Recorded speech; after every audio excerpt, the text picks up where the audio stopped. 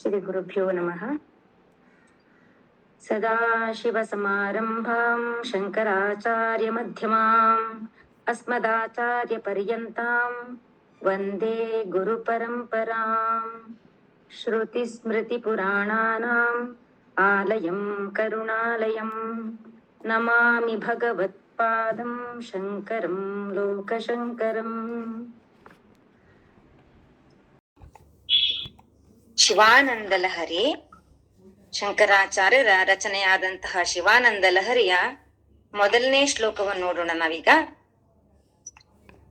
ಕಲಾಭ್ಯಾಂ ಚೂಡಾಲಂಕೃತ ಶಶಿಕಲಾಭ್ಯಾಂ ನಿಜ ತಪಃ ಫಲಾಭ್ಯಾಂ ಭಕ್ತೇಷು ಪ್ರಕಟಿತ ಫಲಾಭ್ಯಾಂ ಭವತು ಮೇ ಶಿವಾಭ್ಯಾಂ ಅಸ್ತೋಕ ತ್ರಿಭುವನ ಶಿವಾಭ್ಯಾಂ ಹೃದಿ ಪುನರ್ಭವಾಭ್ಯಾಂ ಆನಂದ ಸ್ಫುರದನುಭವಾಭ್ಯಾಂ ನತಿರಿಯಂ. ಈ ರೀತಿಯಾಗಿ ಬಂದಿದೆ. ಇಲ್ಲಿ ಶಂಕರಾಚಾರ್ಯರು ಮೊದಲಿಗೆ ಶಿವ ಮತ್ತು ಪಾರ್ವತಿ, ಶಿವ ಶಿವೆಯರನ್ನು ಇಬ್ಬರನ್ನು ಉದ್ದೇಶಿಸಿ ನನ್ನ ನಮಸ್ಕಾರಗಳು ಸಲ್ಲಲಿ ಎಂಬುದಾಗಿ ಹೇಳ್ತಾರೆ. ಈ ಶಿವ ಪಾರ್ವತಿಯರನ್ನು ಇವರು ಯಾವ ರೀತಿ ವರ್ಣಿಸ್ತಾರೆ ಅಂತಂದ್ರೆ, ಈ ಶ್ಲೋಕದಲ್ಲಿ ಕಲಾಭ್ಯಾಂ ಅಂದ್ರೆ ಕಲಾ ಸ್ವರೂಪರು, ಎಲ್ಲಾ ಕಲೆಗಳೇ ಇವರೇ, ಸಾಕ್ಷಾತ್ ಇವರೇ ಶಿವ ಮತ್ತು ಪಾರ್ವತಿಯರೇ ಅಂದ್ರೆ ಕಲಾ ಸ್ವರೂಪರು ಎಂಬುದಾಗಿ ಹೇಳಿದ್ದಾರೆ. ಕಲಾಭ್ಯಾಂ ಚೂಡಾಲಂಕೃತ ಶಶಿಕಲಾಭ್ಯಾಂ. ಚೂಡ ಅಂದ್ರೆ ಜುಟ್ಟು, ತಲೆ ಕೂದಲಿನ ಒಂದು ಅಲಂಕಾರ. ತಲೆ ಕೂದಲಲ್ಲಿ, ಜುಟ್ಟಲ್ಲಿ ಚಂದ್ರನ ಕಲೆಯಿಂದ ಅಲಂಕರಿಸಲ್ಪಟ್ಟಿದ್ದಾರೆ. ಚಂದ್ರ ರೇಖೆ ಅದು, ಅದ ಒಂದು ಅಷ್ಟಮಿ ಚಂದ್ರ ವಿಭ್ರಾಜ ದಲಿಕ ಸ್ಥಳ ಶೋಭಿತ ಅಂತ ಬರುತ್ತೆ ಲಲಿತಾ ಸಹಸ್ರನಾಮದಲ್ಲಿ. ಆ ರೀತಿಯಾಗಿ ಅಲಂಕಾರಿಕವಾಗಿ ಚಂದ್ರನನ್ನು ತನ್ನ ತಲೆಯಲ್ಲಿ ಧರಿಸಿದ್ದಾರೆ. ಹಾಗಾಗಿ ಚೂಡಾಲಂಕೃತ ಶಶಿಕಲಾಭ್ಯಾಂ. ಮುಂದೆ ನಿಜ ತಪಃ ಫಲಾಭ್ಯಾಂ, ನಿಜ ತಪಃ ಫಲಾಭ್ಯಾಂ. ನಿಜ ತಪಃ ಅಂದ್ರೆ ತಮ್ಮ ಇಬ್ಬರ ತಪಸ್ಸಿನ ಫಲವಾಗಿ ಅದರ ಸ್ವರೂಪರು, ಮೂರ್ತ ಸ್ವರೂಪರು ಅಂತ. ಇದೇನು ಹೀಗಂದ್ರೆ ಅದಕ್ಕೊಂದು ಸಣ್ಣ ಒಂದು ಕತೆ ಹೇಳ್ಬೇಕಾಗಿ ಬರುತ್ತೆ. ಈ ಶಿವ ಪಾರ್ವತಿಯರಲ್ಲಿ ಪಾರ್ವತಿ ಅಂತ ಈಗ ಏನ್ ನಾವು ಕರೀತೀವಲ್ಲ, ಅವಳು ಹಿಂದಿನ ಜನ್ಮದಲ್ಲಿ ದಕ್ಷನ ಮಗಳಾಗಿ ದಾಕ್ಷಾಯಿಣಿ ಎಂಬ ಹೆಸರಿಂದ ಇದ್ಲು. ಹಾಗೆ ಅವಳ ಹೆಸರು ಸತಿ ಅಂತ. ಆದ್ರೆ ದಕ್ಷನ ಮಗಳಾಗಿದ್ದರಿಂದ ದಾಕ್ಷಾಯಿಣಿ ಅಂತ ಕರೀತಾ ಇದ್ರು. ಈ ದಕ್ಷನ ಮಗಳು ದಾಕ್ಷಾಯಿಣಿ ತನ್ನ ತಂದೆಯ ಇಚ್ಛೆಗೆ ವಿರುದ್ಧವಾಗಿ ಪರಮೇಶ್ವರನನ್ನ ವಿವಾಹ ಆಗ್ತಾಳೆ. ಆಗ ದಕ್ಷನಿಗೆ ತನ್ನ ಮಗಳು ಪರಮೇಶ್ವರನನ್ನ ವಿವಾಹ ಆಗಿದ್ದು ಅವನಿಗೆ ಅಷ್ಟೊಂದು ಸಮಾಧಾನ ಇರಲಿಲ್ಲ. ಅದಲ್ಲದೆ ಬೇರೆ ಒಂದು ಘಟನೆಯಿಂದಲೂ ಕೂಡ ಅವನಿಗೆ ಶಿವನ ಮೇಲೆ ಸ್ವಲ್ಪ ಅಸಮಾಧಾನ ಇತ್ತು. ಹಾಗೆ ಒಂದು ಸಲ ದಕ್ಷ ಏನ್ ಮಾಡ್ತಾನೆ ಅಂದ್ರೆ, ತನ್ನ ಅರಮನೆಯಲ್ಲಿ ಒಂದು ದೊಡ್ಡ ಯಜ್ಞವನ್ನ ಏರ್ಪಡಿಸ್ತಾನೆ. ದಕ್ಷ ಯಜ್ಞ ಅಂತ ಹೇಳ್ತಾರೆ ಅದಕ್ಕೆ. ಆ ಯಜ್ಞಕ್ಕೆ ಅವನು ಎಲ್ಲರನ್ನು ಆಹ್ವಾನಿಸ್ತಾನೆ, ಎಲ್ಲ ದೇವತೆಗಳನ್ನು ಆಹ್ವಾನಿಸ್ತಾನೆ, ಬ್ರಾಹ್ಮಣರು, ವೈಶ್ಯ ಎಲ್ಲರೂ ಅಂತ. ಎಲ್ಲರಂದ್ರೆ ಸಮಸ್ತ ಜನಕ್ಕೂ ಅವನು ಆಹ್ವಾನ ಪತ್ರಿಕೆಯನ್ನು ಕಳಿಸ್ತಾನೆ. ಹಾಗೆ ಎಲ್ಲ ಬ್ರಾಹ್ಮಣರು, ಅನೇಕ ಜನ ದೇವಾನುದೇವತೆಗಳು ಎಲ್ಲ ಸಾಲು ಸಾಲಾಗಿ ಬರ್ತಾ ಇರ್ತಾರೆ ದಕ್ಷನ ಯಜ್ಞಕ್ಕೆ. ಇದನ್ನ ಕೈಲಾಸದಲ್ಲಿ ಶಿವನ ಜೊತೆ ಕುಳಿತಿರುವಂತಹ ಪಾರ್ವತಿ ನೋಡ್ತಾಳೆ. ಏನಿದು, ಇಷ್ಟೊಂದು ಜನ ಸಾಲು ಸಾಲಾಗಿ ಹೋಗ್ತಾ ಇದ್ದಾರಲ್ಲ, ಯಾವ ಕಡೆ ಹೋಗ್ತಾ ಇದ್ದಾರೆ ಅಂತ ಅವಳಿಗೆ ಕುತೂಹಲ ಬರುತ್ತೆ. ಆಗ ಅವಳು ಕೆಳಗೆ ಇಳಿದು ಬಂದು ಕೇಳ್ತಾಳೆ, ಏನು ನೀವೆಲ್ಲ ಯಾವ ಕಡೆಗೆ ಚಿತ್ತೈಸ್ತಾ ಇದ್ದೀರಾ ಅಂತ. ಆಗ ಅವ್ರು ಹೇಳ್ತಾರೆ, ನಾವು ದಕ್ಷನ ಮನೆಯಲ್ಲಿ ಒಂದು ಮಹಾ ಯಜ್ಞ ನಡೀತಾ ಇದೆ, ನಾವಲ್ಲಿ ಹೋಗ್ತಾ ಇದ್ದೇವೆ ಅಂತ. ಆಗ ಅವಳಿಗೆ ಮನಸ್ಸಿನಲ್ಲಿ ಒಂದು ರೀತಿಯ ನೋವು ಆಗತ್ತೆ, ಜೊತೆಗೆ ಒಂದು ಕುತೂಹಲ ಬರ್ತಾ ಇದೆ. ಅರೆ ಏನಿದು, ನನ್ನ ತಂದೆಯ ಮನೆಯಲ್ಲಿ ನಡೆಯುವಂತಹ ಯಾಗಕ್ಕೆ ನನಗೆ ಯಾಕೆ ಕರೆದಿಲ್ಲಲ್ಲ ಅಪ್ಪ ಅಂತ ಯೋಚಿಸ್ತಾಳೆ. ಮತ್ತು ಅವಳು ಅನ್ಕೊಳ್ತಾಳೆ, ಹೆಚ್ಚಿನಂಶ ಅಪ್ಪ ತುಂಬಾ ಕೆಲಸದ ತರಾತುರಿಯಲ್ಲಿ ನನ್ನನ್ನು ಮರೆತಿರ್ಬೇಕು ಅಂತ ಸಮಾಧಾನ ಮಾಡ್ಕೊಳ್ತಾಳೆ. ಹಾಗೆ ಹೋಗಿ ತನ್ನ ಪತಿಯಾದ ಪರಮೇಶ್ವರನಿಗೆ ಹೇಳ್ತಾಳೆ, ನನ್ನ ತಂದೆಯ ಮನೆಯಲ್ಲಿ ಯಾಗ ನಡೀತಾ ಇದೆ, ನಾವು ಹೋಗೋಣ ಅಂತ. ಆಗ ಶಿವ ಹೇಳ್ತಾನೆ, ಬೇಡ ಸತಿ ಬೇಡ, ನಮಗೆ ಆಹ್ವಾನ ಬಂದಿಲ್ಲ ಅಂದ ಮೇಲೆ ಆಹ್ವಾನ ಮಾಡದಿದ್ದಂತಹ ಜಾಗಕ್ಕೆ ನಾವು ಹೋಗುವುದು ಎಂದಿಗೂ ಅದು ಶ್ರೇಯಸ್ಸಲ್ಲ, ಅಲ್ಲಿ ನಮಗೆ ಅವಮಾನವೇ ಕಟ್ಟಿಟ್ಟ ಬುತ್ತಿ ಎಂಬುದಾಗಿ ಹೇಳ್ತಾನೆ. ಆದ್ರೆ ಇವಳಿಗೆ ತನ್ನ ತಂದೆಯ ಮನೆಯ ಮೇಲಿನ ಆಕರ್ಷಣೆಯಿಂದಾಗಿ ಅವಳು ತನ್ನ ಪತಿಯ ಮಾತನ್ನು ಕೇಳದೆ ಅವಳು ಹೋಗ್ತಾಳೆ. ಹೋದಾಗ ಅಲ್ಲಿ ಯಾರು ಅವಳನ್ನು ಮಾತಾಡಿಸುದಿಲ್ಲ. ಎಲ್ಲರೂ ಅಪರಿಚಿತರಾಗಿ ಕುಳಿತಿದ್ದಾರೆ. ಏನಿದು, ತನ್ನ ಪತಿ ಹೇಳಿದಂತೆ ಆಗ್ತಾ ಇದೆಯಲ್ಲ, ಯಾಕೋ ಅಂತ ನೋಡ್ತಾಳೆ. ಆದ್ರೂ ಮುಂದೆ ಹೋಗ್ತಾಳೆ. ತನ್ನ ತಾಯಿ ಬಳಿ ಹೋದಾಗ ತಾಯಿ ಮಾತಾಡಿಸ್ಲಿಕ್ಕಿಂತ ಪ್ರಯತ್ನ ಮಾಡ್ತಾಳೆ. ಆದ್ರೆ ದಕ್ಷ ಅವಳನ್ನು ತಡೀತಾನೆ. ಯಾರನ್ನು? ದಾಕ್ಷಾಯಿಣಿಯ ತಾಯಿಯನ್ನು. ಆಗ ಅವಳಿಗೆ ಸರಿಯಾಗಿ ಗೊತ್ತಾಗ್ತದೆ, ಓ, ಇದು ನಮ್ಮನ್ನು ಅವಮಾನ ಮಾಡ್ಲಿಕ್ಕೆ ಅಂತಲೇ ನನ್ನ ತಂದೆ ಮಾಡಿದ್ದಾರೆ ಅಂತ. ಮತ್ತೆ ಆಶ್ಚರ್ಯಚಕಿತವಾಗಿ ಹೀಗೆ ನೋಡ್ತಾಳೆ ಯಜ್ಞವನ್ನು. ಆದರೂ ಕುತೂಹಲದಿಂದ ಅಲ್ಲಿ ತನ್ನ ಪತಿಯಾದ ಪರಮೇಶ್ವರನ ಜಾಗದಲ್ಲಿ ಖಾಲಿ. ಅಲ್ಲಿ ಹವಿಸ್ಸೇ ಕೊಡ್ಲಿಲ್ಲ ದಕ್ಷ. ಎಲ್ಲಾ ದೇವತೆಗಳು ಹವಿಸ್ಸನ್ನು ಕೊಟ್ಟಿದ್ದಾನೆ. ಆದ್ರೆ ತನ್ನ ಪತಿಯಾದ ಪರಮೇಶ್ವರನ, ಲೋಕದ ಒಡೆಯನಾದ ಪರಮೇಶ್ವರನಿಗೆ ತನ್ನ ತಂದೆ ಹವಿಸ್ಸನ್ನು ಕೊಡದಿದ್ದನ್ನು ನೋಡಿ ಅವಳಿಗೆ ಗೊತ್ತಾಯ್ತು. ಓ, ಮಹಾ ಅಪಮಾನ ಆಗಿದೆ ನನ್ಗೆ. ನನ್ನ ಪತಿ ಇಷ್ಟೊಂದು ಬುದ್ಧಿವಾದ ಹೇಳಿದ್ರು ಕೂಡ ನಾನು ಕೇಳದೆ ಬಂದಿದ್ದೆ. ನನ್ನಿಂದ ತಪ್ಪಾಗಿದೆ. ಇನ್ನು ನನ್ನ ದೇಹ ತ್ಯಾಗ ಮಾಡುವುದೊಂದೇ ನನಗೆ ಉಳಿದಿದೆ ಎಂಬುದಾಗಿ ಅವಳು ಆ ಯಜ್ಞಕ್ಕೆ ತನ್ನ ದೇಹವನ್ನು ಬಲಿ ಕೊಟ್ಟು ತನ್ನ ದೇಹವನ್ನು ತ್ಯಾಗ ಮಾಡ್ತಾಳೆ ಅಲ್ಲಿ. ಆಗ ಅವಳು ಶಪಥ ಮಾಡ್ತಾಳೆ, ಮತ್ತೆ ನಾನು ಶಿವನನ್ನೇ ಪತಿಯಾಗಿ ಪಡೆಯುತ್ತೇನೆ ಎಂಬುದಾಗಿ ಅವಳು ಶಪಥ ಮಾಡಿ ಮನಸ್ಸಲ್ಲಿ ಅದನ್ನ ನೆನೆಸ್ಕೊಂಡು ಯಜ್ಞಕ್ಕೆ ಧುಮುಕಿ ತನ್ನ ದೇಹ ತ್ಯಾಗ ಮಾಡ್ತಾಳೆ. ಆನಂತರ ಅವಳು ಪರ್ವತರಾಜನ ಪುತ್ರಿಯಾಗಿ ಹುಟ್ಟುತ್ತಾಳೆ. ಆವಾಗ ಪರ್ವತರಾಜನ ಪುತ್ರಿಯಾಗಿದ್ದರಿಂದ ಅವಳಿಗೆ ಪಾರ್ವತಿ ಅಂತ ಹೇಳ್ತಾರೆ. ಈ ಪಾರ್ವತಿ ಅಲ್ಲಿ ಪತ್ನಿಯನ್ನು ಕಳೆದುಕೊಂಡಂತ ಈಶ್ವರ ಕೂಡ ಘೋರ ತಪಸ್ಸಲ್ಲಿ ನಿರತನಾಗ್ತಾನೆ. ಲೋಕದ ಪರಿವೆ ಇಲ್ಲದಂತೆ ತಪಸ್ ಮಾಡ್ತಾನೆ.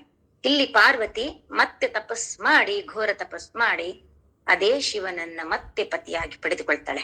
ಹಾಗೆ ಅವರಿಬ್ರು ಕೂಡ ತಮ್ಮ ಪರಸ್ಪರ ತಪಸ್ಸಿನ ಫಲದ ರೂಪವಾಗಿ ತಮ್ಮನ್ನೇ ತಾವು ಮತ್ತೆ ಪಡೆದುಕೊಂಡವರಾಗಿದ್ದರಿಂದ ಈ ನಿಜ ತಪ ಫಲಾಭ್ಯಾಮ್ ಎನ್ನುವುದಕ್ಕೆ ಈ ರೀತಿಯಾಗಿ ಅರ್ಥ ಬರ್ತದೆ.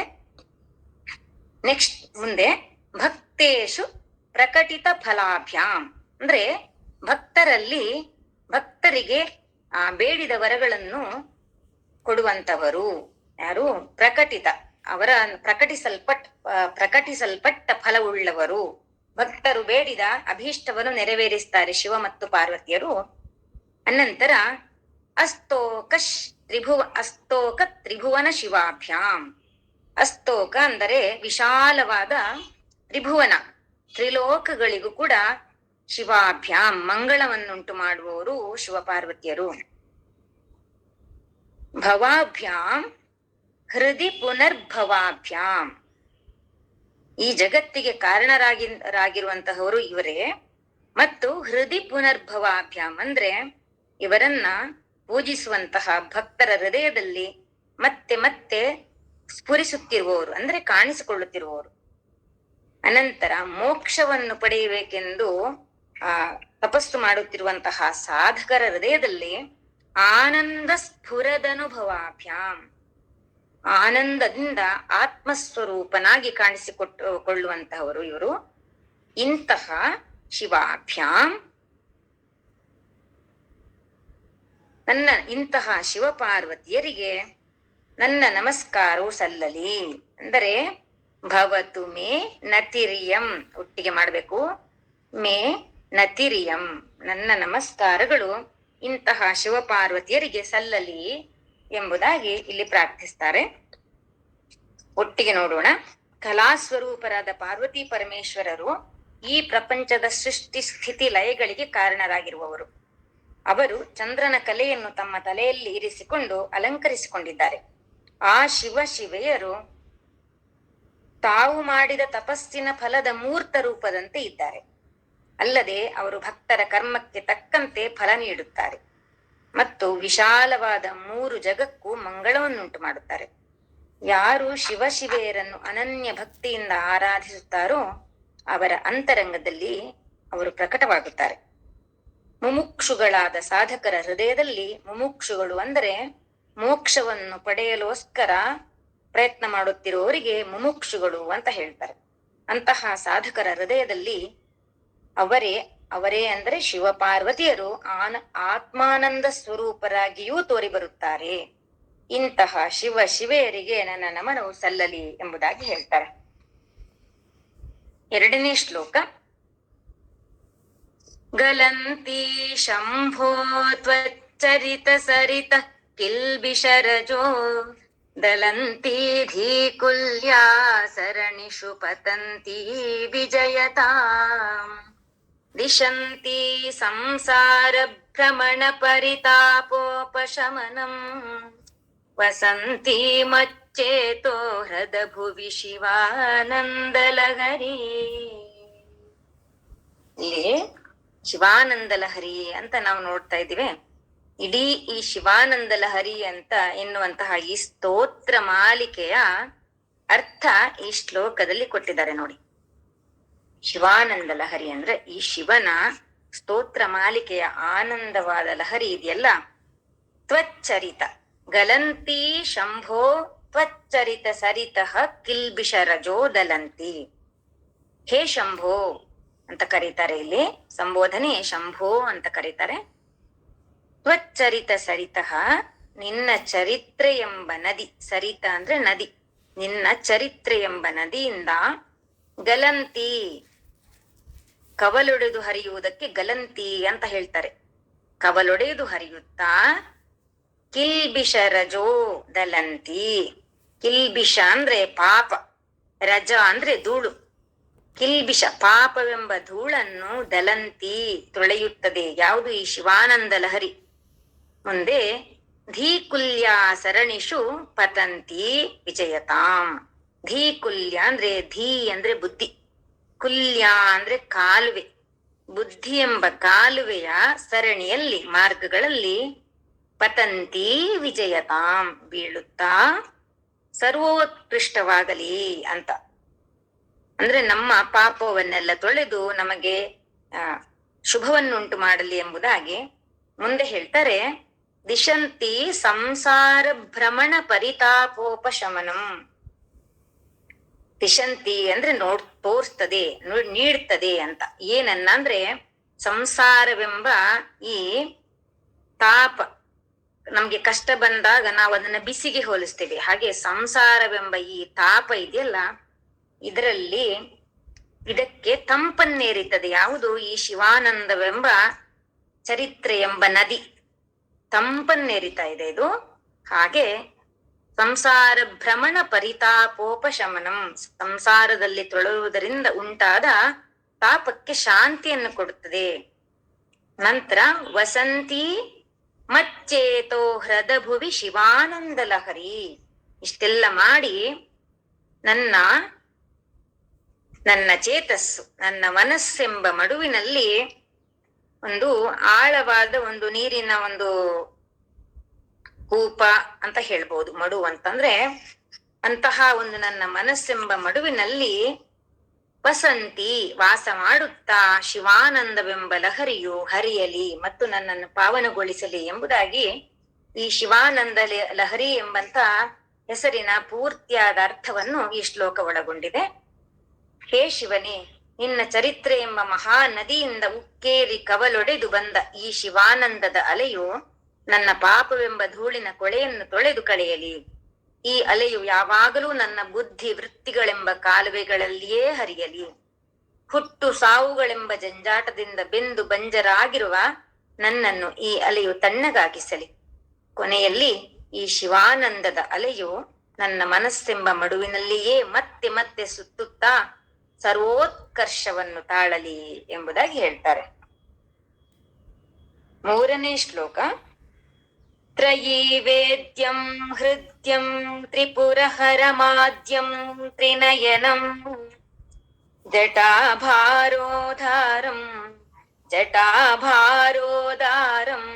ಚಲದುರಗಹಾರಂ ಮೃಗಧರಂ ಮಹಾದೇವಂ ದೇವಂ ಮಯಿ ಸದಯ ಭಾವಂ ಪಶುಪತಿಂ ಚಿದಾಲಂಬಂ ಸಾಂಬಂ ಶಿವಮತಿ ವಿಡಂಬಂ ಹೃದಿ ಭಜೆ.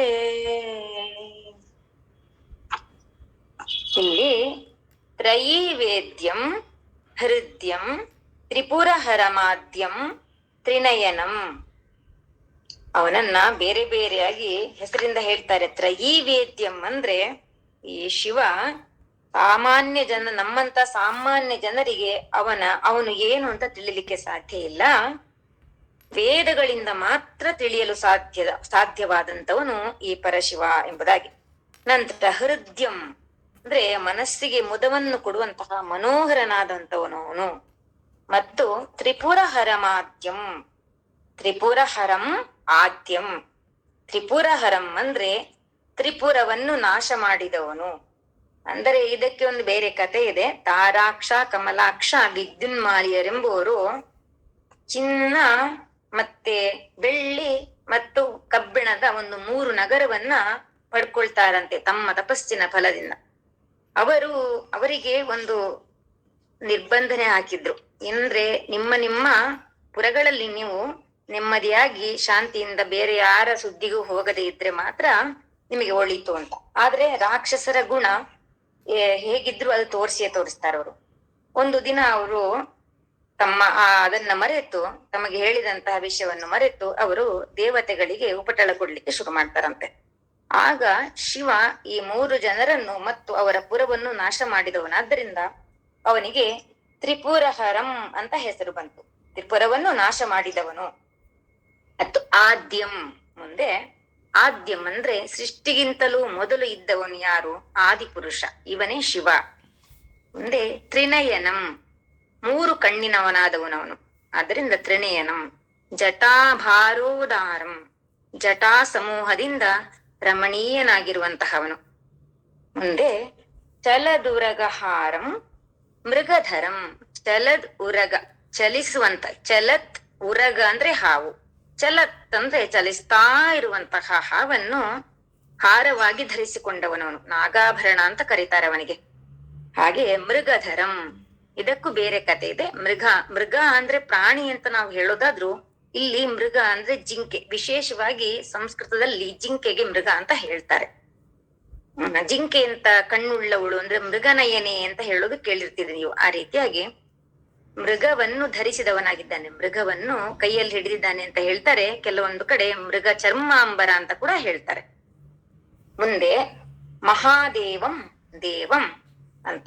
ಮಹಾದೇವ ಅಂದ್ರೆ ಬ್ರಹ್ಮಾದಿ ದೇವತೆಗಳಿಗೆ, ಎಲ್ಲಾ ದೇವತೆಗಳಿಗೂ ದೇವನಾದವನು ಯಾರು ಅಂದ್ರೆ ಮಹಾದೇವ, ಅವನೇ ಪರಮಶಿವ. ದೇವಂ ಅಂದ್ರೆ ಸ್ವಯಂ ಪ್ರಕಾಶವುಳ್ಳವನವನು, ಬೇರೆ ಇವರಿಂದ ಅವನನ್ನು ಪ್ರಕಾಶಿಸಕ್ಕಾಗಲ್ಲ, ತನ್ನ ಪ್ರಕಾಶದಿಂದಲೇ ತಾನು ಕಾಣಿಸಿಕೊಳ್ಳುವವನು. ಮಯಿ ಸದಯ ಭಾವಂ ಪಶುಪತಿಂ, ಮಯಿ ಅಂದ್ರೆ ನನ್ನಲ್ಲಿ ದಯೆಯನ್ನು ತಾಳಿರುವವನಾದ ಈ ಪಶುಪತಿ ಅಂದ್ರೆ ಬ್ರಹ್ಮನಿಂದ ಹಿಡಿದು ಒಂದು ಚಿಕ್ಕ ಒಂದು ಅಣುರೂಪದಂತಹ ಒಂದು ಜೀವಿಗೆ ಕೂಡ, ಸಂಪೂರ್ಣ ಪಶು ಸಮೂಹಕ್ಕೆ ಕೂಡ ಒಡೆಯನಾಗಿರುವಂತಹವನು, ಪತಿಯಾಗಿಂತು ಇರುವಂತಹವನು ಶಿವ. ಆದ್ದರಿಂದ ಅವನಿಗೆ ಪಶುಪತಿ ಅಂತ ಕರೀತಾರೆ. ಅಂತಹ ಪಶುಪತಿ ನನ್ನಲ್ಲಿ ಸದಯ ಭಾವಂ, ನನ್ನಲ್ಲಿ ದಯೆಯನ್ನು ತಾಳಿರುವವನಾಗಿ ಇರಲಿ.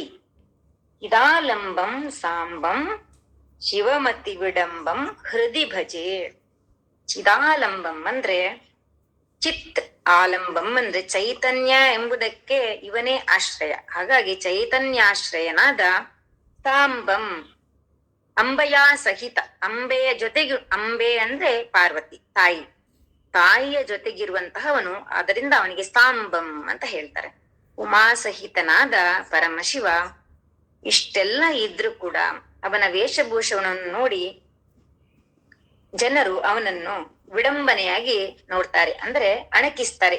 ಏನು ಇವನದ್ದು ಅವತಾರ ಅಂತ. ಹಾವನ್ನು ಹಾಕೊಂಡಿದ್ದಾನೆ, ವಿಭೂತಿ ಬಳಿದುಕೊಂಡಿದ್ದಾನೆ, ಮೃಗವನ್ನ ಕೈಲಿ ಹಿಡ್ಕೊಂಡಿದ್ದಾನೆ, ಹೀಗೆಲ್ಲ ಅವನ ವೇಷಭೂಷಣ ಇರುವುದರಿಂದ ಸಾಮಾನ್ಯ ಜನರು ಅವನನ್ನ ಅಣಕಿಸ್ತಾರಂತೆ. ಆದ್ರೆ ಅವನು ನಿಜವಾಗಿ ಚಿನ್ಮಾತ್ರ ಸ್ವರೂಪನು. ಅಂತಹ ಶಿವನನ್ನು ನನ್ನ ಮನಸ್ಸಿನಲ್ಲಿ ನಾನು ಭಜಿಸುತ್ತೇನೆ, ಹೃದಿ ಭಜೆ, ನಾನು ಭಜಿಸುತ್ತೇನೆ, ಸೇವಿಸುತ್ತೇನೆ ಎಂಬುದಾಗಿ ಹೇಳ್ತಾರೆ. ಪರಶಿವನು ವೇದೋಪದಿಷ್ಟವಾದ ಮಾರ್ಗದಿಂದ ಮಾತ್ರ ತಿಳಿಯತಕ್ಕವನು. ಅವನೇನು ಸಾಮಾನ್ಯನೇ. ತಾರಾಕ್ಷ, ಕಮಲಾಕ್ಷ ಮತ್ತು ವಿದ್ಯುನ್ಮಾಲಿಯರೆಂಬ 3 ರಾಕ್ಷಸರ ಪುರಗಳನ್ನೇ ದಹಿಸಿ ಬಿಟ್ಟವನು. ಮುಕ್ಕಣ್ಣನಾದ ಇವನು ಹರಿದಾಡುವ ಹಾವನ್ನೇ ಹಾರವಾಗಿ ಹಾಕಿಕೊಂಡು ಎಡಗೈಯಿಂದ ಜಿಂಕೆಯನ್ನು ಹಿಡಿದುಕೊಂಡು ಗಂಟು ಕಟ್ಟಿದ ಜಡೆಗಳನ್ನು ಬಿಟ್ಟುಕೊಂಡು ಲೋಕ ವಿಲಕ್ಷಣನಾದರೂ ಸಕಲ ಜೀವಿಗಳ ಒಡೆಯನಾದ ಇವನು ಅದೆಷ್ಟು ಚೆಲುವ, ಅದೆಷ್ಟು ದಯಾಮಯ. ಇವನ ಬಾಹ್ಯ ರೂಪಕ್ಕೂ ಅಂತರಂಗದ ಸ್ವಭಾವಕ್ಕೂ ಅದೆಂತಹ ವೈಪರೀತ್ಯ. ಇದರಿಂದಾಗಿಯೇ ಇವನನ್ನು ಸರಿಯಾಗಿ ತಿಳಿಯಲಾಗದ ಜನರು ಅಣಕಿಸುವರು. ಉಮಾಸಹಿತನಾದರೂ ಇವನು ಚಿನ್ಮಾತ್ರ ಸ್ವರೂಪನೇ ಆಗಿರುವನು. ಇಂತಹ ಶಿವನನ್ನು ನನ್ನ ಮನೋಮಂದಿರದಲ್ಲಿ ಇರಿಸಿ ಆರಾಧಿಸುವೆನು ಎಂಬುದಾಗಿ ಹೇಳ್ತಾರೆ. 4ನೇ ಶ್ಲೋಕಕ್ಕೆ ಬರೋಣ.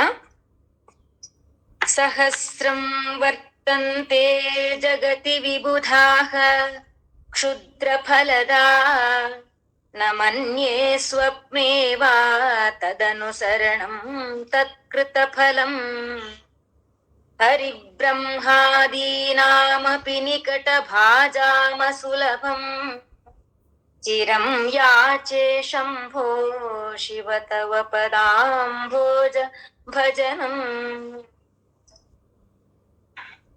ಇಲ್ಲಿ ಇವರು ಹೇ ಶಂಕರನೇ ಶಂಭೋ ಎಂಬುದಾಗಿ ಸಂಬೋಧನೆ ಮಾಡ್ತಾರೆ.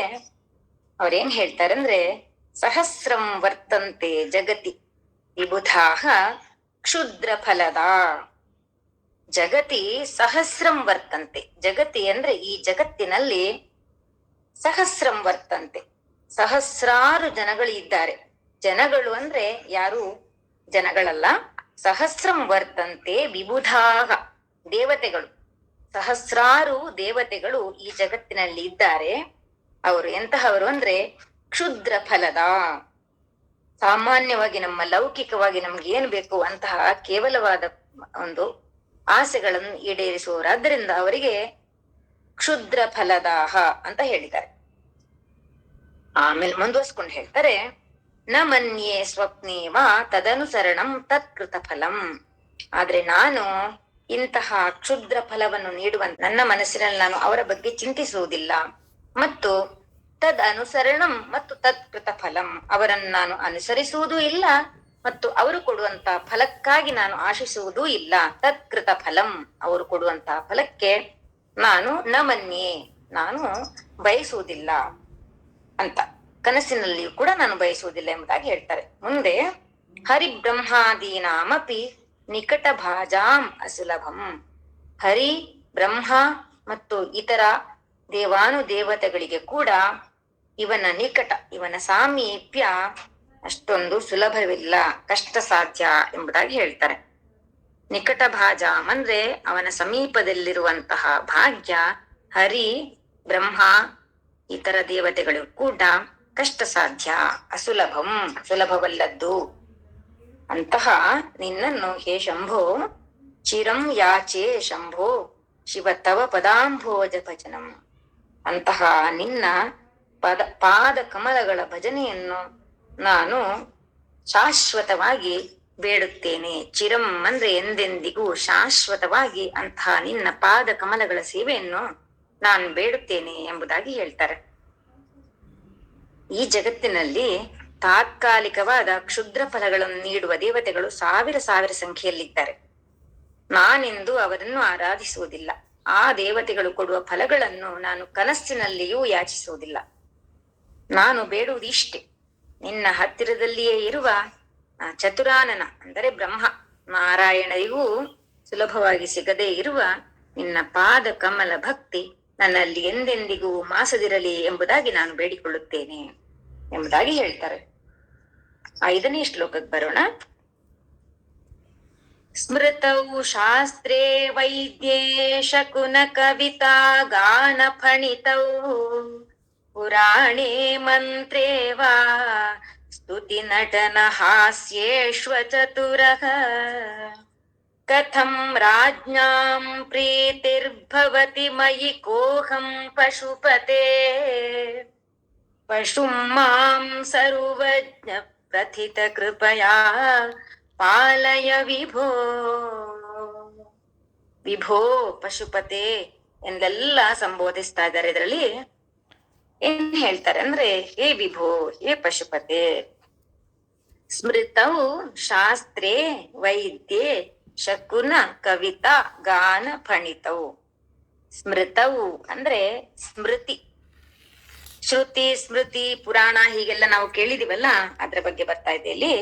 ಸ್ಮೃತಿಯಲ್ಲಾಗಲಿ ಅಥವಾ ಶಾಸ್ತ್ರದಲ್ಲಾಗಲಿ, ವೇದ ಶಾಸ್ತ್ರ ಇಂಥದ್ರಲ್ಲಾಗಲಿ, ವೈದ್ಯ ಕಲೆ, ಔಷಧಿ ಕೊಡುವಂತಹ ಒಂದು ಕಲೆಯಲ್ಲಾಗಲಿ, ಅಥವಾ ಶಕುನ, ಕವಿತಾ, ಗಾನ, ಫಣಿತವು, ಶಕುನ ಹೇಳುವುದು ಅಥವಾ ಕವಿತೆ ಹೇಳುವುದು, ಇಲ್ಲ ಗಾಯನವನ್ನು ಮಾಡುವುದು, ಇಂಥದ್ದು ಯಾವುದೇ ವಿಷಯದಲ್ಲೂ ಕೂಡ ನನಗೆ ಪರಿಣತಿ ಇಲ್ಲ. ಮುಂದೆ ಹೇಳ್ತಾರೆ ನೋಡಿ, ಪುರಾಣಗಳಲ್ಲಿ ಕೂಡ ನನಗೆ ಏನು ಗೊತ್ತಿಲ್ಲ ಪುರಾಣ. ಮಂತ್ರದಲ್ಲೂ ಅಷ್ಟೇ. ವಾ ಅಥವಾ ಸ್ತುತಿ ನಟನ ಹಾಸ್ಯೇಶು, ಸ್ತುತಿ ಮಾಡುವುದರಲ್ಲಿ, ಸ್ತೋತ್ರ ಮಾಡುವುದರಲ್ಲಿ, ಅಥವಾ ನಟನೆ ಮಾಡುವುದರಲ್ಲಿ, ಅಭಿನಯ ಮಾಡುವುದರಲ್ಲಿ, ಅಥವಾ ಹಾಸ್ಯ ಮಾಡುವುದರಲ್ಲಿ, ಇದು ಯಾವುದೇ ಕಲೆಗಳಲ್ಲಿ ಕೂಡ ನಾನು ಅಚತುರಃ. ಇಲ್ಲಿ ಚತುರಃ ಅಂತ ನಮ್ಗೆ ಕಾಣಿಸುತ್ತೆ, ಹಾಗಲ್ಲ, ಅದು ಹಾಸ್ಯೇಶು ಅಚತುರಃ ಅಂತ ಬರುತ್ತೆ. ಆಯ್ತಾ? ಮುಂದೆ ನೋಡಿ, ಪುರಾಣೆ ಮಂತ್ರೇ ವಾ ಸ್ತುತಿ ನಟನ ಹಾಸ್ಯೇಶು ಅಚತುರಃ. ಇವೆಲ್ಲ ಒಂದು ವಿಷಯದಲ್ಲಿ, ಕಲೆಗಳಲ್ಲಿ ಕೂಡ ನಾನು ನಿಪುಣನಲ್ಲ. ಅಚತುರಃ ಅಂದ್ರೆ ಚತುರನಲ್ಲದವನು ನಾನು. ಹಾಗಿದ್ದಾಗ ಕಥಂ ರಾಜ್ಞಾಂ ಪ್ರೀತಿರ್ಭವತಿ ಮಯಿ ಕೋಹಂ ಪಶುಪತೆ ಅಂದ್ರೆ, ಈ ತರ ದಡ್ಡನಾದ ನನ್ನಲ್ಲಿ ಕಥಂ ರಾಜ್ಞಾಂ ಪ್ರೀತಿರ್ಭವತಿ ಅಂದ್ರೆ, ರಾಜರುಗಳಿಗೆ ಅಥವಾ ಇತರ ಮನುಷ್ಯರುಗಳಿಗೆ ನನ್ನ ಮೇಲೆ ಕಥಂ ಪ್ರೀತಿ ಭವತಿ, ನನ್ನ ಮೇಲೆ ಯಾಕೆ ಅವರಿಗೆ ಪ್ರೀತಿ ಬರುತ್ತೆ, ನನ್ಗೆ ಏನು ಗೊತ್ತಿಲ್ಲ ಅಲ್ಲ. ಹಾಗಾಗಿ ನನ್ನ ಮೇಲೆ ಅವರಿಗೆ ಯಾಕೆ ಪ್ರೀತಿ ಬರುತ್ತೆ. ಕೋಹಂ ಪಶುಪತೆ ಅಂದ್ರೆ, ಹಾಗೆ ಹೇ ಪಶುಪತೆ, ನಾನ್ ಯಾರು, ಕಹ ಅಹಂ, ಕೋಹಂ ಅಂದ್ರೆ ನಾನ್ ಯಾರು, ಕೇವಲವಾದ ಒಂದು ಮನುಷ್ಯ, ಅಚತುರ ನಾನು, ನನಗೇನು ಗೊತ್ತಿಲ್ಲಲ್ಲ. ಹಾಗಾಗಿ ನನ್ ಮೇಲೆ ಯಾರಿಗ್ ತಾನೇ ಪ್ರೀತಿ ಇರುತ್ತೆ. ಹಾಗಾಗಿ ಪಶು ಮಾಂ ಸರ್ವಜ್ಞ ಪ್ರಥಿತ ಕೃಪಯಾ ಪಾಲಯ ವಿಭೋ. ಹಾಗಾಗಿ ಇವರೇನ್ ಹೇಳ್ತಾರೆ, ನನ್ನನ್ನು ಪಶು ಅಂತ ಹೋಲಿಸ್ಕೊಂಡು ಹೇಳ್ತಾ ಇದ್ರೆ ಅವರು, ನಾನು ಪಶು, ನನಗೇನು ಬುದ್ಧಿ ಇಲ್ಲ, ಅಂತಹ ಪಶುವಾದ ನನ್ನನ್ನು ಸರ್ವಜ್ಞನಾದ ನೀನು ಪ್ರಥಿತ ಕೃಪೆಯ, ನಿನ್ನ ಪ್ರಸಿದ್ಧವಾದ ನಿನ್ನ ಕೃಪೆ ಇದೆಯಲ್ಲ, ಅದರಿಂದ ನನ್ನನ್ನು ನೀನು ರಕ್ಷಿಸ್ಬೇಕು. ನಾನು ಪಶು, ನೀನು ಪಶುಪತಿ, ಹಾಗಾಗಿ ನಾನು ಅಜ್ಞ, ನೀನು ಸರ್ವಜ್ಞ, ಹಾಗಾಗಿ ನೀನೇ ನನ್ನನ್ನು ರಕ್ಷಿಸ್ಬೇಕು, ನಿನ್ನ ಕೃಪೆಯಿಂದ ನನ್ನನ್ನು ನೀನು ರಕ್ಷಿಸು ಎಂಬುದಾಗಿ ಹೇಳ್ತಾರೆ. ಸ್ಮೃತಿಯಲ್ಲಾಗಲಿ, ವೇದಶಾಸ್ತ್ರಗಳಲ್ಲಾಗಲಿ, ವೈದ್ಯ ವೃತ್ತಿಯಲ್ಲಾಗಲಿ, ಶಕುನ ಶಾಸ್ತ್ರಗಳಲ್ಲಾಗಲಿ, ಕವಿತೆ ಹಾಡುವುದರಲ್ಲಾಗಲಿ, ಪುರಾಣ ಪ್ರವಚನದಲ್ಲಾಗಲಿ, ಮಂತ್ರ ಪಠನದಲ್ಲಾಗಲಿ, ಬೇರೆಯವರನ್ನು ಹೊಗಳುವುದರಲ್ಲಾಗಲಿ, ಹಾಸ್ಯ ಮಾಡುವುದರಲ್ಲಾಗಲಿ, ಈ ಯಾವುದರಲ್ಲೂ ನಾನು ಜಾಣನಲ್ಲ. ಹೀಗೆ ಯಾವುದರಲ್ಲೂ ಜಾಣನಾಗದೆ ಇರುವ ನನ್ನ ಬಗ್ಗೆ ಯಾವ ರಾಜರು ತಾನೇ ಪ್ರೀತಿಯನ್ನು ತೋರಿಸಬಲ್ಲರು? ಯಾವ ರಾಜರು ನನ್ನನ್ನು ಪ್ರೀತಿಸಲಾರರು. ಸಾಮಾನ್ಯ ಪಶುಗಳನ್ನು ಕೂಡ ಪ್ರೀತಿಯಿಂದ ಕಾಣುವಂತಹ ಓ ಪಶುಪತಿಯೇ, ಸರ್ವಜ್ಞನೇ, ಅಲ್ಪಜ್ಞನಾದ ನನ್ನನ್ನು ನೀನೇ ಕೃಪೆಯಿಂದ ಕಾಪಾಡು ಎಂಬುದಾಗಿ ದೈನ್ಯವಾಗಿ ಪ್ರಾರ್ಥನೆ ಮಾಡ್ತಾರೆ. ಇದರಲ್ಲಿ ಮುಂದೆ 6ನೇ ಶ್ಲೋಕಕ್ಕೆ ಹೋಗೋಣ. ಘಟೋ ವಾ ಮೃತ್ಪಿಂಡೋಪ್ಯಣುರಪಿ ಚ ಧೂಮೋಗ್ನಿರಚಲಃ, ಪಟೋ ವಾ ತಂತುರ್ವಾ ಪರಿಹರತಿ ಕಿಂ ಘೋರಶಮನಂ, ವೃಥಾ ಕಂಠಕ್ಷೋಭಂ ವಹಸಿ ತರಸಾ ತರ್ಕವಚಸಾ, ಪದಾಂಭೋಜಂ ಶಂಭೋರ್ಭಜ ಪರಮ ಸೌಖ್ಯಂ ಬ್ರಜ ಸುಧೀಹಿ. ಹಿಂದಿನ ಶ್ಲೋಕವನ್ನೇ ಮುಂದುವರಿಸ್ಕೊಂಡು ಇಲ್ಲಿ ಇವ್ರು ಏನ್ ಹೇಳ್ತಾ ಇದಾರೆ ಅಂದ್ರೆ, ಸುಧೀಹಿ ಅಂದ್ರೆ ತರ್ಕ ಪಂಡಿತ, ತರ್ಕಶಾಸ್ತ್ರಗಳನ್ನೆಲ್ಲ ಕಲ್ತ್ಕೊಂಡು ವಿದ್ವಾಂಸ ಅಂತ ಯಾರನ್ನ ನಾವು ಹೇಳ್ತೇವೋ ಅವನನ್ನು ಇಲ್ಲಿ ಸುಧೀಹಿ ಎಂಬುದಾಗಿ ಕರೆದಿದ್ದಾರೆ. ಈ ತರ್ಕಗಳನ್ನೆಲ್ಲ ಓದಿರುವಂತವನನ್ನು ಉದ್ದೇಶಿಸ್ಕೊಂಡು ಕೇಳ್ತಾರೆ ಅವರು. ಘಟೋವಾ, ಘಟ ಅಂದ್ರೆ ಮಡಿಕೆ ಆದ್ರೂ ಆಗಿರ್ಲಿ, ವಾ ಮೃತ್ಪಿಂಡ ಅಪಿ, ಮೃತ್ಪಿಂಡ ಅಂದ್ರೆ ಮೃತ್ ಅಂದ್ರೆ ಮಣ್ಣು, ಮೃತ್ತಿಕೆ ಅಂತ ನಾವ್ ಹೇಳ್ತೀವಲ್ಲ, ಆ ಮೃತ್ ಪಿಂಡ ಅಂದ್ರೆ ಮಣ್ಣಿನ ಉಂಡೆ, ಮುದ್ದೆ. ಆದ್ರೂ ಆಗಿರ್ಲಿ, ಮೃತ್ಪಿಂಡೋಪಿ ಅಣುರಪಿ, ಅಣು ಆದ್ರೂ ಆಗಿರಲಿ, ಪರಮಾಣು ಆದ್ರೂ ಆಗಿರಲಿ, ಅಥವಾ ಚ ಮತ್ತು ಧೂಮ ಅಗ್ನಿರಚಲಃ, ಅಂದ್ರೆ ಧೂಮ ಅಂದ್ರೆ ಹೊಗೆ, ಹೊಗೆ ಆದ್ರೂ ಆಗಿರ್ಲಿ ಅಥವಾ ಅಗ್ನಿ ಆದ್ರೂ ಆಗಿರಲಿ. ಮುಂದೆ ಅಚಲಹ ಆದ್ರೂ ಆಗಿರಲಿ. ಅಚಲಹ ಅಂದ್ರೆ ಚಲಿಸದಂತಹ ವಸ್ತು ಯಾವುದು ಅಂದ್ರೆ ಬೆಟ್ಟ, ಅದಕ್ಕೆ ಅಚಲಹ ಅಂತ ಕರೀತಾರೆ. ಹಿಮಾಚಲ ಹೀಗೆಲ್ಲ ಕೇಳಿದ್ದೀವಲ್ಲ ನಾವು, ಹಾಗೆ ಅದು ಚಲಿಸುವುದಿಲ್ಲ, ಹಾಗಾಗಿ ಅದಕ್ಕೆ ಅಚಲಹ ಅಂತ ಹೇಳ್ತಾರೆ. ಇದ್ಯಾವುದೇ ಆಗಿರ್ಲಿ, ಪಟೋವ ತಂತುರುವ, ಪಟಹ ಅಂದ್ರೆ ಬಟ್ಟೆ, ಬಟ್ಟೆ ಆದ್ರೂ ಆಗಿರ್ಲಿ, ಅಥವಾ ತಂತುರುವ, ತಂತು ನೂಲು, ನೂಲಾದ್ರೂ ಆಗ್ಲಿ,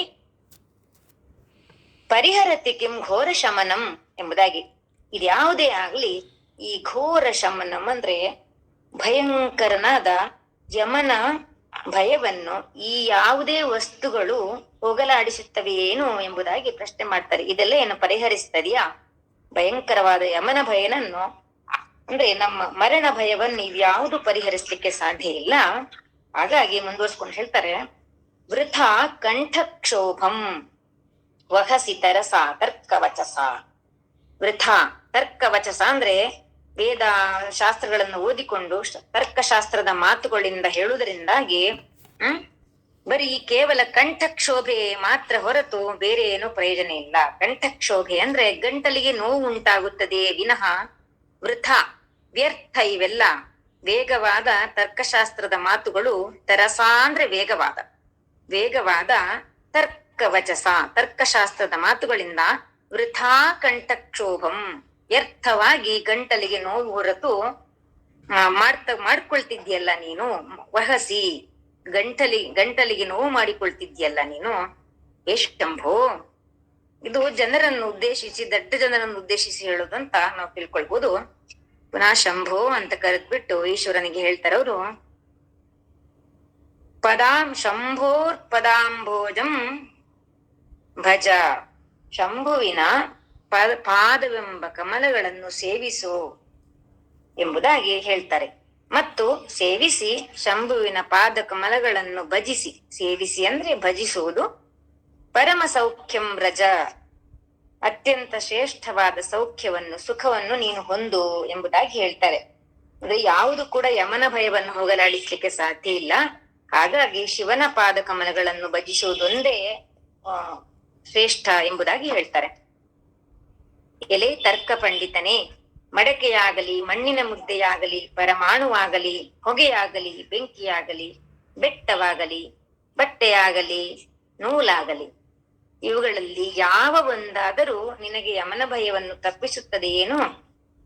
ಪಟಪಟನೆ ಒಂದಿಷ್ಟು ತರ್ಕಶಾಸ್ತ್ರದ ಶಬ್ದಗಳನ್ನು ಹೇಳೋದರಿಂದ ನಿನಗೆ ಗಂಟಲ ನೋವಾಗಬಹುದೇ ಹೊರತು ಅದಕ್ಕಿಂತ ಉತ್ತಮ ಲಾಭವೇನೂ ಆಗದು. ಈ ಯಾವ ಶಬ್ದಗಳು ನಿನಗೆ ಮರಣ ಭಯವನ್ನು ಹೋಗಲಾಡಿಸದೇ ಇರುವುದರಿಂದ ಮಂಗಳ ಸ್ವರೂಪನಾದ ಆ ಶಂಭುವಿನ ಪದ ಪಂಕೇರುಹಗಳನ್ನು ಆರಾಧಿಸಿ ಪರಮಾನಂದವನ್ನು ಹೊಂದು ಎಂಬುದಾಗಿ ಹೇಳ್ತಾರೆ. 7ನೇ ಶ್ಲೋಕಕ್ಕೆ ಬರೋಣ. ಮನಸ್ತೆ ಪಾದಾಬ್ಜೆ ನಿವಸತು ವಚ ಸ್ತೋತ್ರ ಫಣಿತೌ ತರೌ ಚಾಭ್ಯರ್ಚಾಯಾಂ ಶ್ರುತಿರಪಿ ಕಥಾ ಕರ್ಣನ ವಿಧೌ ತವ ಧ್ಯಾನೇ ಬುದ್ಧಿರ್ನಯನ ಯುಗಲಂ ಮೂರ್ತಿ ವಿಭವೇ ಪರಗ್ರಂಥಾನ್ ಕೈರ್ವಾ ಪರಮ ಶಿವ ಜಾನೇ ಪರಮತಃ. ಪರಮಶಿವ, ಪರಶಿವ, ಪರಮಶಿವ ಎಂಬುದಾಗಿ ಇಲ್ಲಿ ಸಂಬೋಧನೆ ಮಾಡ್ತಾ ಇದ್ದಾರೆ. ಹೇ ಪರಮಶಿವನೇ,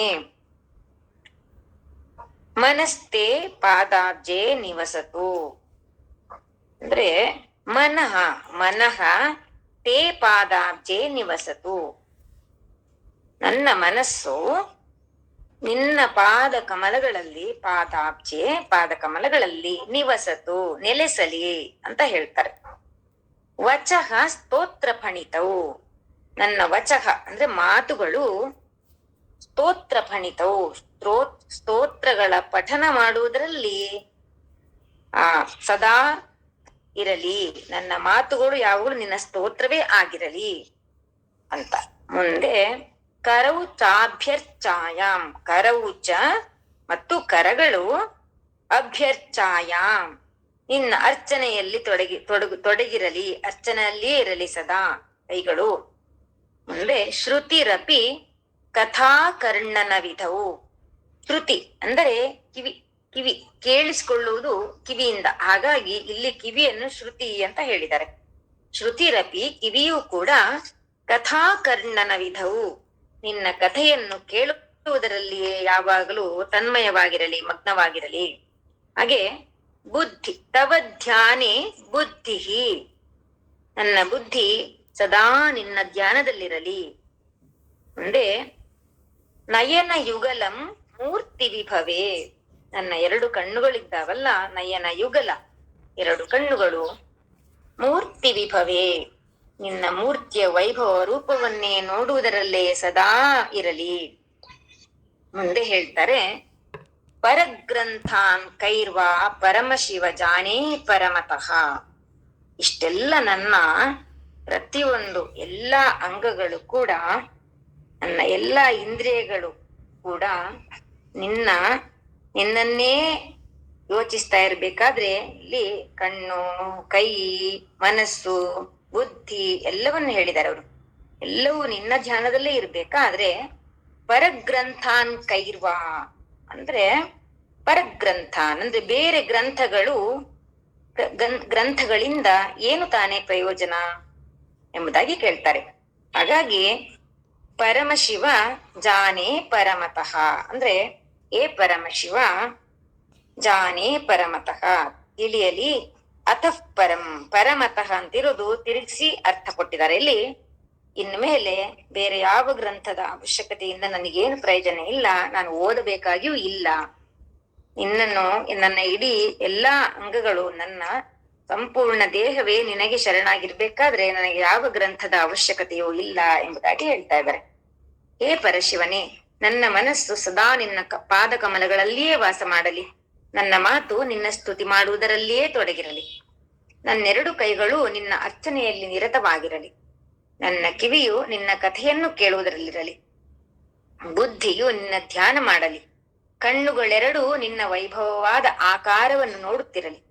ಇಷ್ಟಾದ ಮೇಲೆ ನಾನು ಇನ್ನಾವ ಗ್ರಂಥವನ್ನು ತಿಳಿಯಬೇಕಾಗಿದೆ, ಇನ್ನಾವ ಗ್ರಂಥವನ್ನೂ ಓದಬೇಕಾಗಿಲ್ಲ ಎಂಬುದಾಗಿ ಹೇಳ್ತಾರೆ. 8ನೇ ಶ್ಲೋಕ. ಯಥಾ ಬುದ್ಧಿ ಶುಕ್ತೌ ರಜತಮಿತಿ ಕಾಚಾಶ್ಮನಿ ಮಣಿಃ ಜಲೇ ಪೈಷ್ಟೇ ಕ್ಷೀರಂ ಭವತಿ ಮೃಗ ತೃಷ್ಣಾಸು ಸಲಿಲಂ ತಥಾ ದೇವಭ್ರಾಂತ್ಯಾ ಭಜತಿ ಭವದನ್ಯಂ ಜಡಜನೋ ಮಹಾದೇವೇಶಂ ತ್ವಾಂ ಮನಸಿ ಚ ನಮತ್ವಾ ಪಶುಪತೆ. ಇಲ್ಲಿ ಮತ್ತೆ ಏ ಪಶುಪತಿ, ಹೇ ಶಿವನೇ ಎಂಬುದಾಗಿ ಹೇಳ್ತಾ ಇದ್ದಾರೆ, ಕರಿತಾ ಇದ್ದಾರೆ.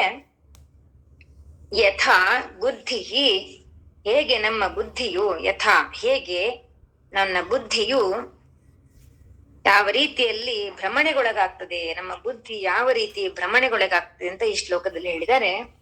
ಶುಕ್ತವು ರಜತ ಮಿತಿ. ಶುಕ್ತ ಅಂದ್ರೆ ಕಪ್ಪೆ ಚಿಪ್ಪು. ಕಪ್ಪೆ ಚಿಪ್ಪು ಒಂದು ರೀತಿ ಹೊಳಿತಾ ಇರತ್ತೆ. ಹಾಗೆ ಈ ಕಪ್ಪೆ ಚಿಪ್ಪಿನಲ್ಲಿ ನಾವು ರಜತ ಇದೆ ಎಂಬುದಾಗಿ ಭ್ರಮೆಗೊಳಗಾಗ್ತೇವೆ. ಅಂದ್ರೆ ಈ ಲೌಕಿಕ ವಸ್ತುವಿನಲ್ಲಿ ನಾವೆಲ್ಲ ಇದೆಲ್ಲ ಶಾಶ್ವತ ಎಂಬುದಾಗಿ ತಿಳಿತೀವಿ ಎಂಬುದನ್ನು ಇಲ್ಲಿ ಹೇಳ್ತಾ ಇದ್ದಾರೆ ಅವರು. ಕಪ್ಪೆ ಚಿಪ್ಪಿನಲ್ಲಿ ರಜತವಿದೆ, ರಜತ ಅಂದ್ರೆ ಬೆಳ್ಳಿ. ಹಾಗೆ ಕಾಚ ಅಶ್ಮನಿ ಮಣಿಹಿ, ಕಾಚ ಅಶ್ಮನಿ ಅಂದ್ರೆ ಗಾಜಿನಲ್ಲಿ ಮತ್ತು ಕಲ್ಲಿನಲ್ಲಿ ಮಣಿಗಳನ್ನು ಕಾಣ್ತೀವಿ ನಾವು, ಮಣಿ ಇದೆ ಅನ್ನುವಂತ ಒಂದು ಭ್ರಮೆಗೊಳಗಾಗ್ತೀವಿ. ಹಾಗೆ ಪೈಷ್ಟೇ ಜಲೆ, ಜಲೇ ಪೈಷ್ಟೇ ಕ್ಷೀರಂ. ಪೈಷ್ಟೇ ಜಲೆ ಅಂದ್ರೆ ಹಿಟ್ಟಿನ ನೀರು. ಒಂದು ಅಕ್ಕಿ ಹಿಟ್ಟನ್ನು ನೀರಿನಲ್ಲಿ ಕಲಿಸಿದಾಗ ಅದು ಹಾಲಿನ ತರ ಕಾಣಿಸುತ್ತೆ ನಮ್ಗೆ. ಹಾಗೆ ನಾವು ಅಂತಹ ನೀರನ್ನು ನೋಡಿ ಹಾಲು ಎಂಬುದಾಗಿ ಭ್ರಮಣೆಗೊಳಗಾಗ್ತೇವೆ. ಹಾಗೆ ಭವತಿ ಮೃಗತೃಷ್ಣಾಸು ಸಲಿಲಂ. ಮೃಗತೃಷ್ಣ ಅಂದ್ರೆ ಮರೀಚಿಕೆ. ಮರುಭೂಮಿಯಲ್ಲಿ ಹೋಗ್ತಾ ಇರ್ಬೇಕಾದ್ರೆ ಮುಂದೆ ಮುಂದೆ ಹೋದಾಗೆ ಅಲ್ಲಿ ನೀರಿದೆ ಎಂಬುದಾಗಿ ಒಂದು ಭ್ರಮೆ ಆಗುತ್ತಂತೆ. ಹಾಗೆ ಅದನ್ನ ಇಲ್ಲಿ ಹೋಲಿಸಿದರೆ ಮರೀಚಿಕೆಯಲ್ಲಿ ನಾವು ನೀರು ಇದೆ ಎಂಬುದಾಗಿ ಭ್ರಮೆಗೊಳಗಾಗ್ತೇವೆ. ಈ ರೀತಿಯಾಗಿ ನಮ್ಮ ಬುದ್ಧಿ ಕೆಲಸ ಮಾಡ್ತಾ ಇರ್ತದೆ ಅಂತ ಹೇಳ್ಬಿಟ್ಟು, ಸಲಿಲಂ ಅಂದ್ರೆ ನೀರು, ಮೃಗತೃಷ್ಣಾಸು ಸಲಿಲಂ, ಮರೀಚಿಕೆಯಲ್ಲಿ ನೀರು ಎಂಬುದಾಗಿ ನಾವು ತಿಳಿತೀವಿ. ತಥಾ ದೇವಭ್ರಾಂತ್ಯ ಭಜತಿ ಭವದನ್ಯಂ ಜಡಜನೋಹು. ತಥಾ ಹಾಗೆ ಈ ಜನರು, ಮೂಢ ಜನರು, ದೇವಭ್ರಾಂತ್ಯ ಭಜತಿ ಭವದನ್ಯಂ ಜಡಜನು ಅಂದ್ರೆ ಇವನೇ ದೇವರು ಅವನೇ ದೇವರು ಎಂಬುದಾಗಿ ಹಲವಾರು, ಆಗ ಹೇಳಿದ್ರಲ್ವಾ, ಸಹಸ್ರ ವರ್ತಂತೆ ಸಹಸ್ರಂ ವರ್ತಂತೆ ವಿಬುಧಾಹ ಅಂತ ಹೇಳಿದ ಹಾಗೆ ಅವನೇ ದೇವರು ಇವನೇ ದೇವನು ಎಂಬುದಾಗಿ ಭ್ರಾಂತಿಯಿಂದ ಪೂಜಿಸ್ತಾ ಇರ್ತಾರೆ. ಭವದನ್ಯಂ ಜಡಜನು, ನಿನ್ನಿಂದ ಹೊರತಾದ ಬೇರೆಯವರನ್ನೇ ದೊಡ್ಡದು ದೇವರು ಅಂತ ಅನ್ಕೊಂಡು ಭ್ರಮೆಗೆ ಒಳಗಾಗ್ತಾರೆ. ಆದರೆ ಮಹಾದೇವೇಶಂ ತ್ವಾಂ, ದೇವರಿಗೆ ದೇವನಾದಂತಹ ನಿನ್ನನ್ನು, ತ್ವಾಂ ಮಹಾದೇವೇಶಂ, ಮಹಾದೇವ ಅಂದ್ರೆ ನೀನು, ಎಲ್ಲ ದೇವರಿಗೂ ದೇವ ನೀನು, ಅಂತಹ ತ್ವಾಂ ನಿನ್ನನ್ನು, ಮನಸಿ ಚ ನಮತ್ವ ಪಶುಪತೆ, ನಿನ್ನನ್ನು ಮಹಾದೇವನಾದ ನಿನ್ನನ್ನು ಮನಸ್ಸಿನಲ್ಲಿ ಭಜಿಸುವುದನ್ನು ಬಿಟ್ಟು ಈ ಜಡ ಜನರು ಈ ರೀತಿಯಾಗಿ ಬುದ್ಧಿ ಭ್ರಮಣೆಯಿಂದ ಯಾವ್ಯಾವುದೋ ಅಶಾಶ್ವತವಾದ ವಸ್ತುವಿನಲ್ಲಿ ಶಾಶ್ವತವಾದ ವಸ್ತುವನ್ನು ಹುಡುಕಿಕೊಂಡು ಹೋಗ್ತಾರೆ ಎಂಬುದಾಗಿ ಹೇಳ್ತಾ ಇದ್ದಾರೆ. ಹೇ ಪಶುಪತಿಯೇ, ಕಪ್ಪೆ ಚಿಪ್ಪನ್ನು ಬೆಳ್ಳಿಯೆಂದು, ಗಾಜನ್ನು ಮತ್ತು ಕಲ್ಲು ಹರಳನ್ನು ರತ್ನವೆಂದು, ಹಿಟ್ಟಿನ ನೀರನ್ನು ಹಾಲೆಂದು, ಬಿಸಿಲ ಕುದುರೆಯನ್ನು ನೀರೆಂದು ತಿಳಿದಂತೆ ಈ ಮೂಢ ಜನರು ಇನ್ನಾವುದೋ ಕ್ಷುದ್ರ ದೇವತೆಯನ್ನೇ ನಿಜವಾದ ದೇವನೆಂದು ತಿಳಿಯುತ್ತಾರಲ್ಲ. ದೇವನಾದ ನಿನ್ನನ್ನು ಮನಸ್ಸಿನಲ್ಲಿಯೂ ನೆನೆದಿರುವ ಈ ಜನರು ನಿಜವಾಗಿಯೂ ಮಹಾಮೂಢರೇ ಆಗಿರುವರು ಎಂಬುದಾಗಿ ಹೇಳ್ತಾರೆ. 9ನೇ ಶ್ಲೋಕ, ಇವತ್ತಿನ ಕೊನೆಯ ಶ್ಲೋಕ ಇದು. ಗಭೀರೇ ಕಾಸಾರೇ ವಿಶತಿ ದಿಜನೆ ಘೋರ ವಿಪಿನೇ, ವಿಶಾಲೆ ಶೈಲೆ ಚ ಭ್ರಮತಿ ಕುಸುಮಾರ್ಥಂ ಜಡಮತಿ, ಸಮರ್ಪ್ಯೈಕಂ ಚೇತಃ ಸರಸಿಜಮುಮಾನಾಥ ಭವತೆ, ಸುಖೇನೈವ ಸ್ಥಾತುಂ ಜನ ಇಹ ನ ಜಾನಾತಿ ಕಿಮಹೋ. ಇಲ್ಲಿ ಸುಖೇನಾವಸ್ಥಾತುಂ ಅಂತನೂ ಇದೆ, ಸುಖೇನೈವ ಸ್ಥಾತುಂ ಅಂತನೂ ಇದೆ, ಎರಡೂ ಸರಿನೇ. ಇಲ್ಲಿ ಏನ್ ಹೇಳ್ತಾರೆ ಅಂದ್ರೆ, ಉಮಾನಾಥ ಅಂತ ಕರೀತಾ ಇದ್ದಾರೆ ಶಂಕರಾಚಾರ್ಯರು ಶಿವನನ್ನು. ಉಮಾನಾಥನೇ, ಹೇ ಉಮಾನಾಥನೇ, ಉಮಾನಾಥನೇ ಎಂಬುದಾಗಿ ಕರೆದು ಬಿಟ್ಟು ಏನ್ ಹೇಳ್ತಾರಂದ್ರೆ, ಗಭೀರೇ ಕಾಸಾರೆ ವಿಶತಿ. ಈ ಜನರು ಏನ್ ಮಾಡ್ತಾರೆ ಅಂದ್ರೆ, ಗಭೀರೇ ಕಾಸಾರೆ, ಕಾಸಾರ ಅಂದ್ರೆ ಸರೋವರ, ಗಭೀರೆ ಅಂದ್ರೆ ಆಳವಾದ ಗಹನವಾದ, ಕಾಸಾರೆ ವಿಶತಿ ಪ್ರವೇಶಿಸ್ತಾರೆ, ವಿಶತಿ ಅಂದ್ರೆ ಪ್ರವೇಶಿಸುವುದು, ಆಳವಾದ ಸರೋವರದಲ್ಲಿ ಪ್ರವೇಶಿಸ್ತಾರೆ. ಯಾಕೆ? ಯಾವುದೋ ಒಂದು ವಿಶೇಷವಾದ ಹೂವನ್ನು ತರಬೇಕು ಅಂತ. ಹಾಗೆ ವಿಜನೆ ಘೋರ ವಿಪಿನೆ, ವಿಜನೆ ಅಂದ್ರೆ ನಿರ್ಜನವಾಗಿರುವಂತಹ, ಘೋರ ವಿಪಿನೆ, ವಿಪಿನ ಅಂದ್ರೆ ಕಾಡು, ವಿಜನ ಅಂದ್ರೆ ಜನ ಇಲ್ಲದಿರುವಂತಹ ಜಾಗಕ್ಕೆ ವಿಜನೆ, ವಿಜನ ಜನ ಇಲ್ಲದಿರುವಂತಹ ಜಾಗ, ನಿರ್ಜನವಾದಂತಹ ಘೋರ ವಿಪಿನೆ, ಘೋರವಾದ ಭಯಂಕರವಾದ ಕಾಡಿನಲ್ಲಿಯೂ ವಿಶತಿ ಪ್ರವೇಶಿಸ್ತಾನೆ ಇವನು. ಅದಲ್ಲದೆ ವಿಶಾಲೆ ಶೈಲೇಚ, ವಿಶಾಲವಾದ ಪರ್ವತದಲ್ಲಿಯೂ ಕೂಡ ಸಂಚರಿಸ್ತಾನೆ, ಭ್ರಮತಿ ಸಂಚರಿಸ್ತಾನೆ ಇವನು. ವಿಶಾಲೆ ಶೈಲೇಚ ಭ್ರಮತಿ, ವಿಶಾಲವಾದ ಪರ್ವತದಲ್ಲಿಯೂ ಕೂಡ ಸಂಚರಿಸ್ತಾನೆ. ಹೇ ಉಮಾನಾಥ, ಮತ್ತೆ ಯಾವುದಕ್ಕೋಸ್ಕರ ಸಂಚರಿಸ್ತಾನಂದ್ರೆ, ಕುಸುಮಾರ್ಥಂ, ಒಂದು ಹೂವಿಗೋಸ್ಕರ, ನಿನಗೆ ಪೂಜೆ ಮಾಡ್ಲಿಕ್ಕೆ ಅಂತ ಹೂವಿಗೋಸ್ಕರ ಇಷ್ಟೆಲ್ಲ ಕಷ್ಟಪಡ್ತಾನೆ. ಯಾರು? ಜಡಮತಿ, ಬುದ್ಧಿ ಇಲ್ಲದಿರುವಂತಹವನು. ಜಡಮತಿ ಅಂದ್ರೆ ದಡ್ಡ ಅಂತ ಹೇಳ್ತಾರಲ್ಲ, ಅಂತವನ್ಗೆ ಜಡಮತಿ ಅಂತ ಹೇಳ್ತಾರೆ. ಅದ್ರ ಬದಲಾಗಿ ಹೀಗ್ ಮಾಡಬಹುದಲ್ಲ ಅಂತ ಹೇಳ್ತಾರೆ. ಸಮರ್ಪ್ಯೈಕಂ ಚೇತಃ ಸರಸಿಜಂ ಉಮಾನಾಥ ಭವತೆ. ಈ ಚೇತಃ ಅಂದ್ರೆ ಮನಸ್ಸು, ನಮ್ಮ ಹೃದಯ ಮನಸ್ಸು.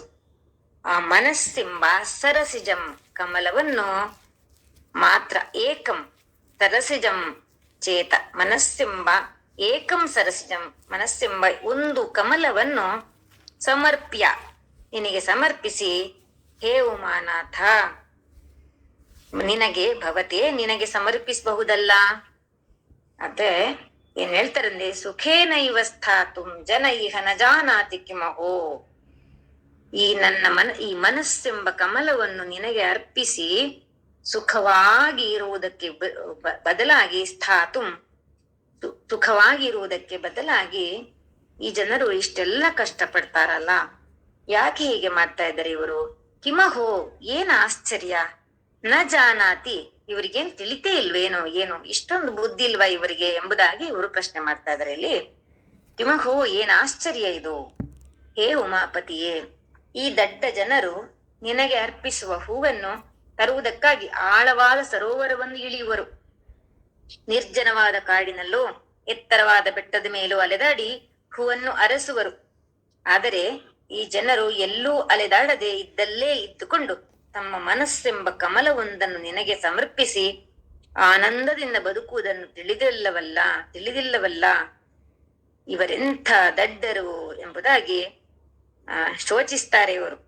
ನಾವಿಷ್ಟು ದಡ್ಡರಾಗಬಾರ್ದು, ನಮ್ಮ ಮನಸ್ಸೆಂಬ ಕಮಲವನ್ನು ಅವನ ಪದಕಮಲದಲ್ಲಿ ಅರ್ಪಿಸಿ ನಮ್ಮ ಭಕ್ತಿಯಲ್ಲಿ ಅವನನ್ನು ಭಜಿಸಬೇಕು ಎಂಬುದಾಗಿ ಈ ಶ್ಲೋಕದ ತಾತ್ಪರ್ಯ ಇದೆ. ಎಲ್ಲರಿಗೂ ಧನ್ಯವಾದಗಳು.